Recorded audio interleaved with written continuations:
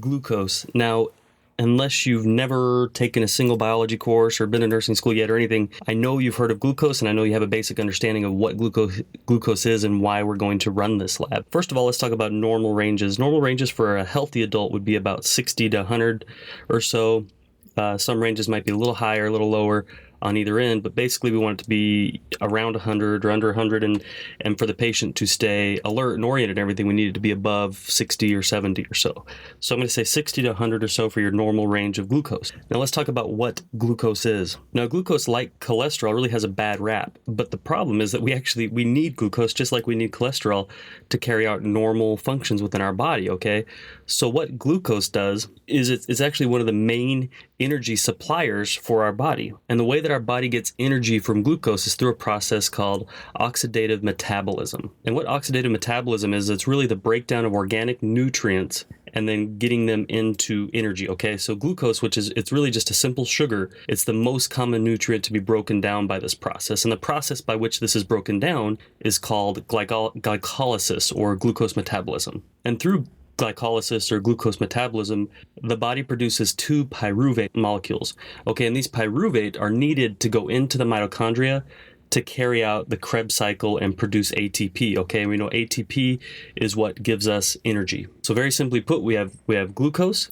Glucose is broken down by glycolysis or glucose metabolism, which produces two pyruvate. These pyruvate go into the mitochondria, and within the mitochondria, this is what we need to carry out the Krebs cycle. Krebs cycle produces ATP. So it's very important that we have glucose to carry out cellular metabolism.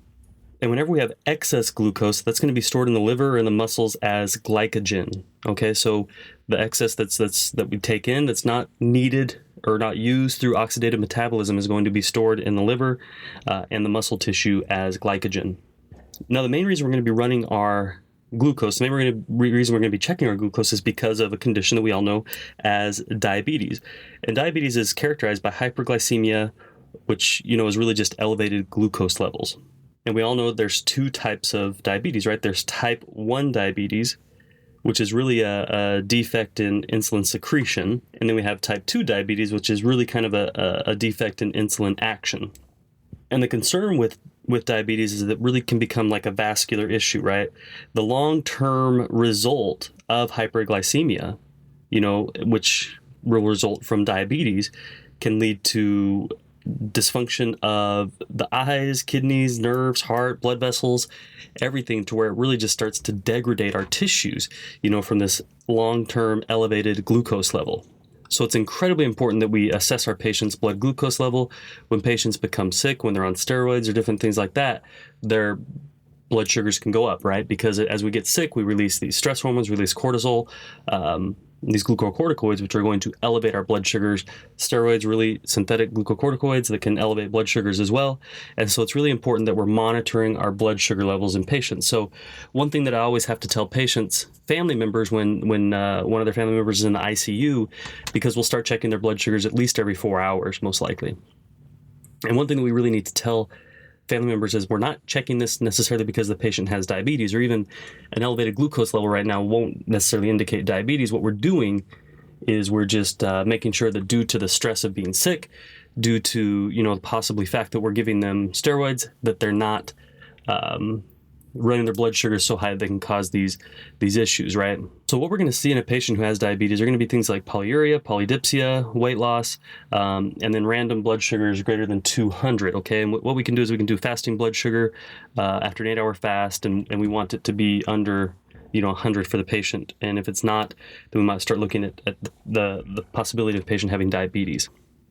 So some of the reasons we're going to see elevated blood sugar levels, first of all, we talked about diabetes or stress reaction, being sick. You might also see it with certain pancreatic issues like an adenoma on the pancreas, pancreatitis, pheochromocytoma, so things that are going to be really releasing more blood sugar. We could see it decreased in Addison's disease, glucagon deficiency, glycogen storage diseases, and so those are some of the reasons we're going to see it decreased. Now, I really want you to understand glucose, and the important thing is that you have to understand that it's more than just checking a blood sugar, and you have to really be vigilant about checking blood sugars. One of the most common reasons we would have rapid response teams called in the hospital and that I'd have to respond to would be because blood sugars weren't checked when they should have been, or blood sugars were checked 2 hours before, and then a nurse gave insulin based on the blood sugars from a couple hours ago and put the patient down to a blood sugar of like 10 and put the patient into, these low blood sugar kind of non-responsive states. And then also we got to make sure that our blood sugars aren't getting over 400, 500, 600, and that we're addressing those things very quickly. Patients cannot live in blood sugars that are extremely high or extremely low for very long without seeing very detrimental effects. So biggest thing I want you to keep in mind is our normal levels are about 60 to 100.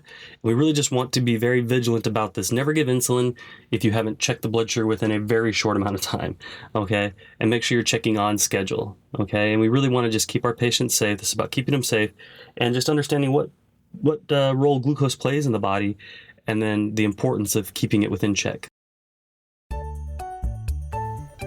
This has been another episode of the Lab Values Podcast by Nursing.com. We have a special giveaway for you guys, a free copy of our 63 must-know labs for nurses. To get your free copy, just go to nursing.com/labs. That is nursing.com/LABS. When you head over there, you get a free copy of this book. All you have to do is pay for shipping. We love you guys. Now go out and be your best self today. Happy nursing.